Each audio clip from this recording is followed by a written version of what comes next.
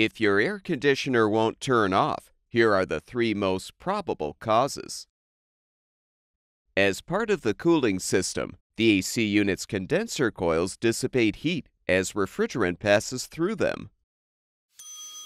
If the coils are significantly dirty, the air conditioner will struggle to dissipate the heat, resulting in the compressor running continuously.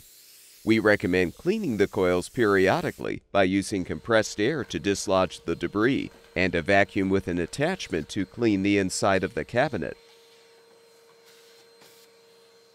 When the air temperature reaches a desired setting, some models have a temperature control thermostat that will shut off the power to the fan motor and compressor.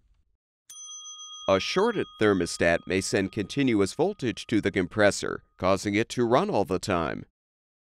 Unplug the AC unit, then set the thermostat to its warmest setting, and use a multimeter to test the thermostat for continuity, a continuous electrical path present in the part. If the thermostat tests positive for continuity when the thermostat is set to its warmest setting, the part has shorted and will need to be replaced with a new one.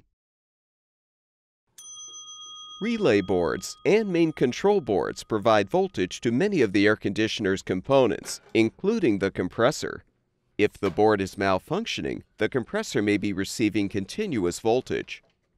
Since this is not that common of a problem, you should verify the other more likely defective parts are working properly before considering a relay or main control board replacement.